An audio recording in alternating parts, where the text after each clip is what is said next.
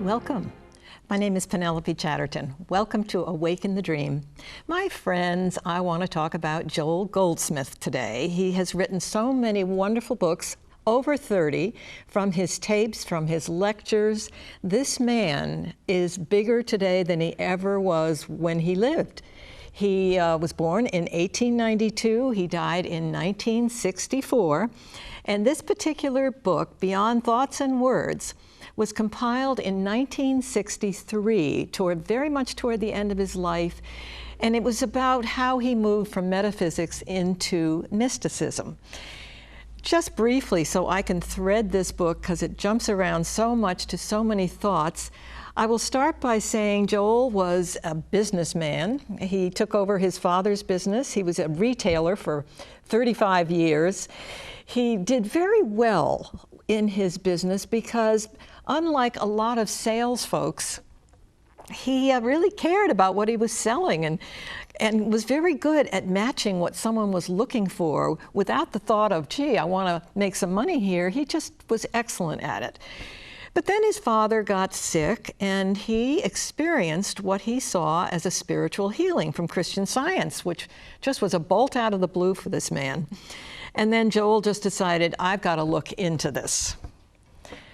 So as Joel looked into this, I remember in his autobiography, his mother always saying, Joel, you just want to find God, or you need to find God. And I think Joel just thought, yes, I do. So he went into the study, and the motive for going into his study was his dad. Seeing a miraculous healing, it was just what he wanted. So he started, in the beginning of Beyond Thoughts and Words, he talks about the motive that he went through to try and find God. After his business career, I think it was from 1909 to 1928, almost 20 years, he stormed the kingdom, so to speak. He studied everything. He worked hard. He meditated. He's kind of amusing in his book because he talks about his frustrating days and sitting for days and then nothing. And he talks about his journey is a struggle. It's a struggle for all of us. But in those 20 years, his motive was to find out everything he could about healing. So that was that phase of his life. So now we want to go to 1963. Because in 1963, after doing the metaphysical healing, seeing temperatures drop, having people come saying, well, this is our problem, I want you to heal it, and approaching it from the metaphysical point of view, which is taking something and turning it around and healing it, he needed to go deeper than that. Actually, he was a Christian Science practitioner for 30 years, and then he realized, he did know how to heal, but he also said to himself, this is an organization and they advertise, and that is just not what I am or how I work best. I don't want a crowd of people. I don't want people to come to expect something, because he felt that church, like many, and they're wonderful, and he still honors Mary Baker Eddy in the church, all of the churches. But he felt separate from others. So needless to say, he was a mystic, so he was trying to go beyond the metaphysics of healing and taking a problem and healing it. He wanted to go beyond that. So in 1963, the work of Beyond Thoughts and Words came out, and it was what he discovered. He discovered grace. He discovered what it was like to be on a planet where there's so much dysfunction, so much brainwashing that we've all suffered from about what life is here on planet Earth, what it looks like, and what we have to deal with. So what we have to deal with is centuries, Joel says, of brainwashing. Frankly, brainwashing about fear. Self-preservation at the cost and expense of someone else. That's the earth plane for you, and it's been going on forever, forever, forever. So we are born in families that are not illumined, and to no fault of anybody, this is just what it's like here. So he wanted to be illumined. He didn't want to see the fear. He knew he had a flame in his heart that was love and joyful, and every time he went there, he just rejoiced, and he saw miracles. And frankly, what he saw was the dissolving of this plane. He calls it the third dimension, and he talks about the fourth dimension in his life, but I know folks today are talking about the fifth and whatever, but it doesn't matter. There's also a lot in his generation that he doesn't deal with, but that's the grounds he made in mysticism, like Jesus, Moses, David, Elijah, was phenomenal. So, how do you become a mystic? How do you see nothing? And I think it's through meditation. Joel meditated and meditated and meditated. He found the still small voice. He began to realize that life was all about listening and being guided. It sounds so simple, but to walk without fear and be illumined, you really have to work very, very hard at how do you dissolve all of this. After centuries have been drilled into your head, your body, and you wake up to it, you go to sleep to it, it's what we live in. It's almost hard to explain, but it's just what it's like to be a human. It's the human life. And he believed he had a life that God had given him. Every time he did a lecture, things just came to him. When he was standing doing the lecture, he would often say his head would move to one side when he was really receiving. Everything from his program, which he called the Infinite Way movement, had to do with mysticism, with listening, with taking the dictation, that quiet, still, gorgeous voice. He felt all of a sudden that every hunch, every feeling, every thought was from God. And it's a beautiful way to think about how to survive with joy and to raise consciousness. It was all about we are one. So one of the most beautiful things he always says is, I and my Father are one. We're all connected. We are in consciousness. As we do any work for ourselves, everybody wins because we are our brother's keeper. We are our neighbors, everybody is who we are because we're connected. If we can forget this dense body that we're in, the way we can really watch our healing is, I always think of the worst person you know or the neighbor that you find very annoying or manipulative or selfish, is you don't have to do anything with them. You don't have to fix them, and above all, don't. But see them quietly and very privately within your heart. Know who they are. Whether they do or not, it doesn't matter. If you want some peace, be private. You don't have to work with them, but you can work in consciousness about who they are. You can claim that for anybody and everything. Now, you know this plane is, it's pretty rough what we hear going on in the news. It's corrupt. It's self-preservation at the expense of someone else. It's war. It's kind of heartless, and it's almost hard for any of us to believe that human nature can be like this. But it is like this. In the human world, there's cruelty, there's rape, there's violence, there's robbery, there's murder. All of these things are in the human realm. Now, because with our minds, we decided we were separate from God. When we were raised, we were taught what to be afraid of. You know, God is trying to help us get rid of the fear in our bodies. He feels the I that we are, I am that I am, wants to cry out and get out. It wants to come out of our hearts, and it wants to feel better. And that's a big, hard order, because think of the work that takes. You'll have a great moment 1 minute, and an hour later you've completely forgotten who you are, or you'll have a brilliant day yesterday, going into a terrible one. Yesterday's manna, he says, is not for you to think about. Every day you must overcome everything that comes to you that you see that is false, that is from the fear world. The unillumined world is what we are in, but we have a choice if we decide we want to be mystics. Now let me tell you something else. You don't want to tell everybody about maybe what's going in your heart, because this is what the first hook I had with Joel was, being a Chatterton and very capable of just talking. I needed to learn to be private, and Joel gave me permission to hold everything close to my heart, because that's where my miracles take place. When I can reel something in and just know, see the nothingness, let something fade, because I am remembering that the flame in my heart, ever lit, which is within every single person. Before time, there is no beginning, there's no ending, there's no time. We've just been eternal forever. So there's a concept. And yeah, we do go, we transition, we die. We leave this body, but we never die. There is no death. I think we all know that. So without death, it's like the caterpillar turning into a butterfly. I mean, I believe so many folks come in with so much information that it's really pretty easy to see. They've been here before, they've learned a lot. Some people are very old souls, some people are in their first trip. It doesn't matter. The point is that the grace that God gives you, he like specially designs your life for you.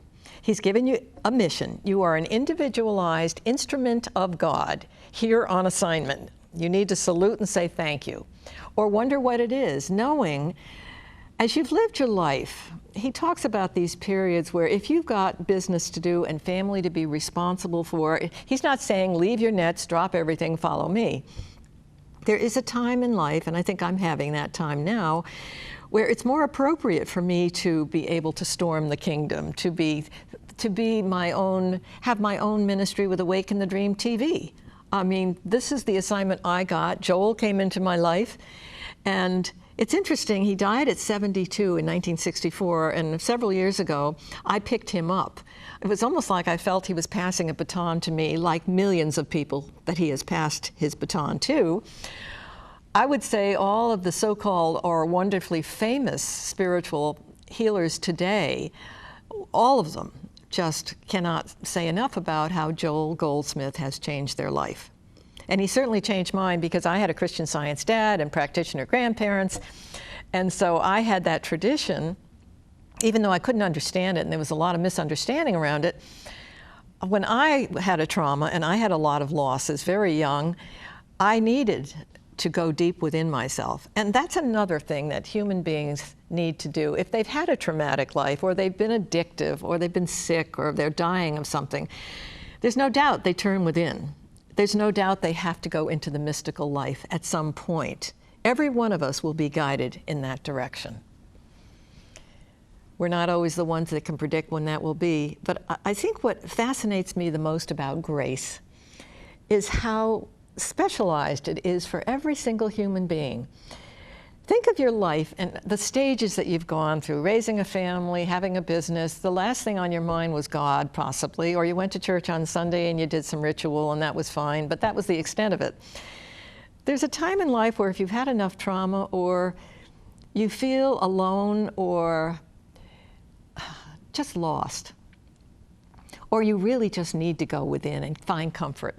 I mean, there's no other place to go. So with that in mind, when you do that, that's when you get on fire. That's when the I am, the cry within you, which is screaming to get out, can start coming out, because you have to share it. You have to share what you are. So to have it, you got to share it. It's sometimes hard, because the way you live your life, you may not be preaching every day, or you may not have an opportunity to share with students, but you've got to find ways. Anytime I get a chance to share, when it's appropriate, and this is another very important point about Joel, he says, do not share it unless someone makes it very apparent they want to hear from you. If they're ready, you got to be ready to realize all of this material, or it's going to not only fall on deaf ears, but you could be name called behind your back as being a Looney Tune. It's very, very sacred. And you know what, Grace, is also interesting. How it comes to you is such an amazing mystery. I mean, it just slips in at the right time for your development, for your spiritual growth, for how consciousness works with you. To me, it's so beyond thoughts and words to even find the words to say, grace is that overwhelmingly beautiful. It speaks to you every day. If you listen carefully and you become a servant to the voice, and you are committed to being only the servant to the voice, then you're home. You are an individualized God, accepting your assignment, listening every moment to every moment for what's next for you, whether it's taking the chicken livers out of the freezer. Funniest little things. The funniest things can happen, but it's like you're getting guidance. You're getting guidance. It's worth the work. So if it's worth the work, how do you get there? Well, Joel, who was frustrated and has very amusing stories of how he was ready to throw in the towel many times, he had that out of body into the vortex of love that took him away from all of this. And he bawled, and he cried, and he cried. I've had that experience, and I know it's life-changing. That was it. And then once you have that, you're going to just do anything you can to get back to that incredible feeling of love, and it's just beyond thoughts and words. It's peaceful, it's beautiful, everything is perfect because we're perfect. And that's where we can get confused as human beings, because what do you mean I'm perfect? You're perfect. You've got the Christ mind, you've got the flame lit in your heart that's in everyone. It's not going out, but how do you light it up? Okay, you have to realize that it's there. You have to do the work. You have to experience it and keep working at it. It gets easier and easier, especially if you get lost from it.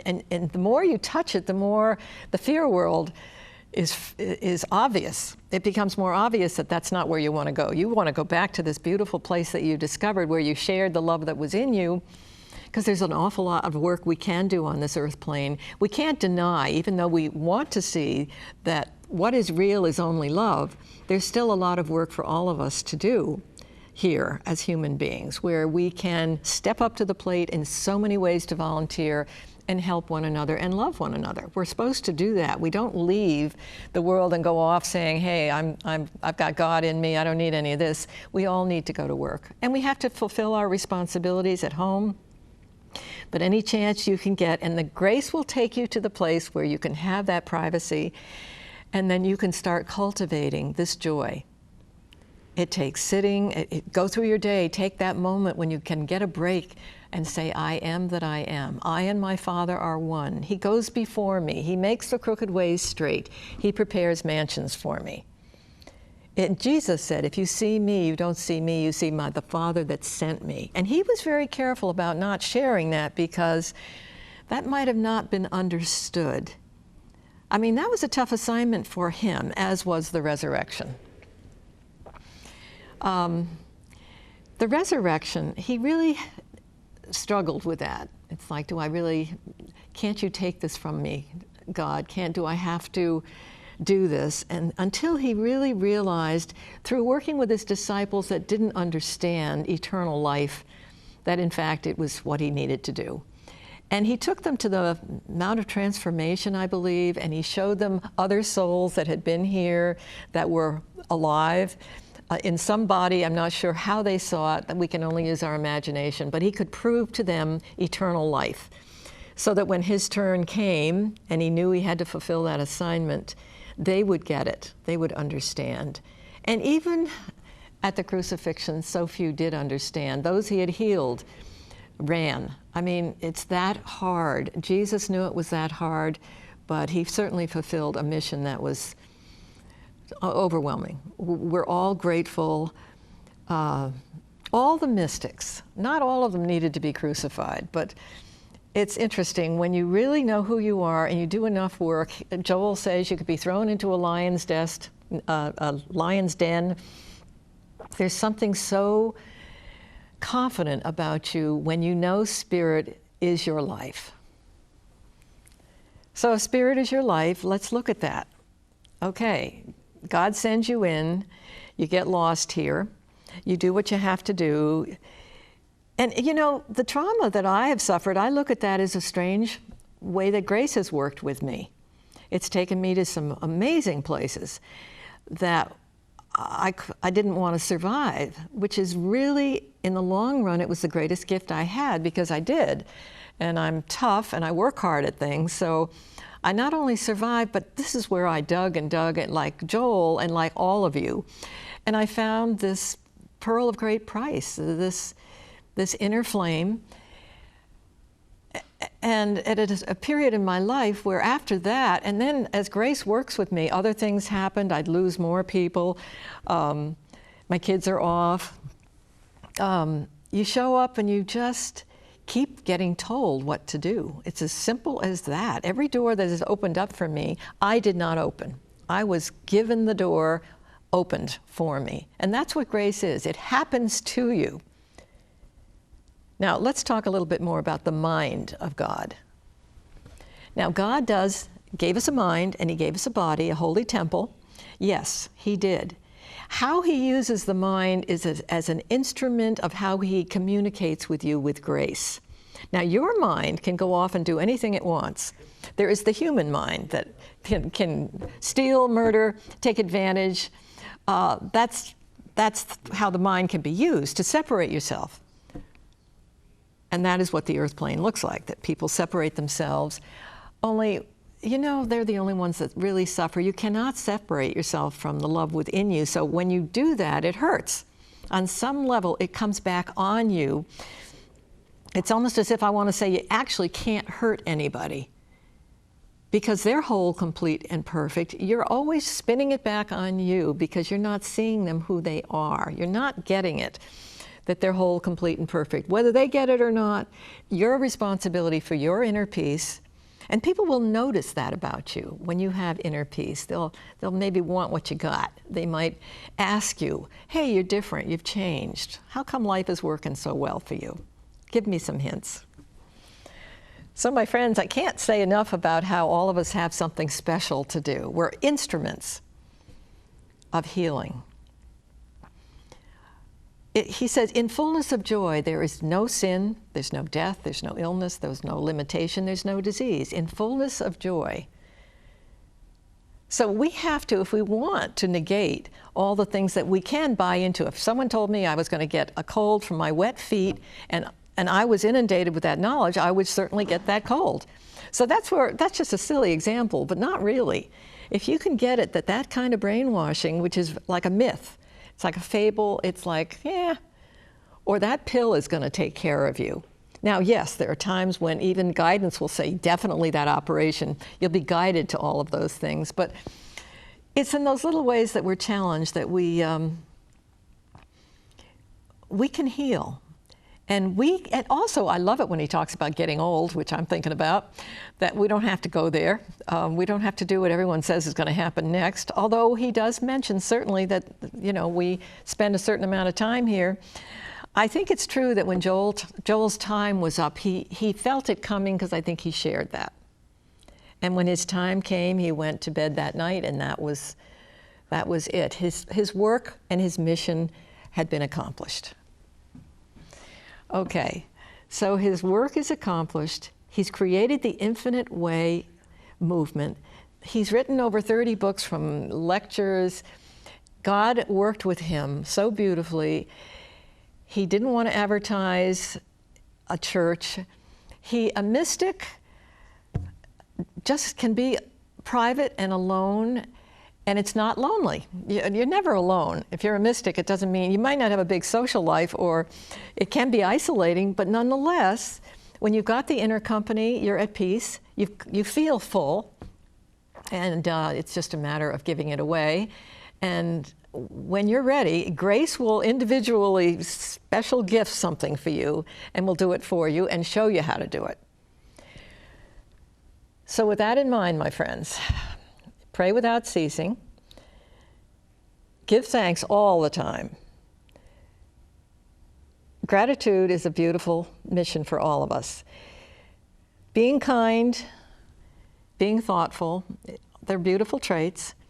They're within all of us. Think of all the awful, I'm thinking of my own moods and what I put up with myself, but sharing is key to joy. So I like that in fullness of joy, there's love, there's no limitation, there's no death. And the death is the final hook. We really have to conquer that because, we really worry about that. It's, we talk about it, we think about it, we see someone disappear, and yes, indeed, it's not very delightful unless you understand. And I look at death this way because I think when the assignment is up, I don't know about anybody else, but I can see that I'll be getting ready when I'm finished here. Not that it's going to get boring, but I think, You know, new assignments can be exciting, like what's next? Where am I going next? I think Joel was looking forward to his next assignment. I think he knew this one was up. Remember the flame that's in your heart, folks, that Christ's mind, you have everything. You're complete, whole, and perfect. I can still hear my dad saying that, and we used to tease him. It's like, right. I wasn't old enough or smart enough to understand what he was going through, but he did a lot of healing work on himself. And so I stand proud of old Nathan, and I think of him often. When I need him, I feel his presence. I took up that baton from him and from my Christian Science practitioner grandparents. It was perfect. So we want to be illumined. We want inner peace. We have to remember the joy within us. And we have to use it, and we have to share it. And you will be given a way to share it. I guarantee it. Ask. Oh, here's another thing. I only have 2 minutes, but if you think you're going to go to God with a lot of words and say, please pay my rent, if God is love and he's a vortex of intense vibrating energy that's so beyond words and thoughts, he knows what you need. What your prayer should always be is, please awaken my consciousness. All I want is for you to speak to me. Tell me who I am, what to do, because God is always doing that. Don't get your stuff in the way. Don't get your laundry list in the way saying, don't go there, because he's constantly feeding you. You have it all. Your trick and your secret is to listen and be open and attentive. You are a servant of God. And your prayer can be, I am your servant, please let me hear you. That is all I want. And once you get it, that that's all there is, you really get that, you're home free. So my friends, in my last minute, obviously my website, Awaken the Dream TV, has a Goldsmith page. I'm very grateful for what's been given me and for this stage in my life. And all the wonderful guests I have on Awaken the Dream too. They wake up. I wake up sharing. And I think Awaken the Dream, it's like the Course in Miracles always says, you teach what you need to learn. When we give it out, we've got it. And all of us need to learn how to do that for God, for consciousness, because all of us are going to be pooling in and healing the world. And it's happening. I see people's reactions to wars changing. I mean, we're growing spiritually. As hard as some of the stuff is that we look at, we are changing and growing. And on that note, my friends, I want to thank you for listening to me and helping me have a wonderful time. Please join me again on Awaken the Dream. I thank you.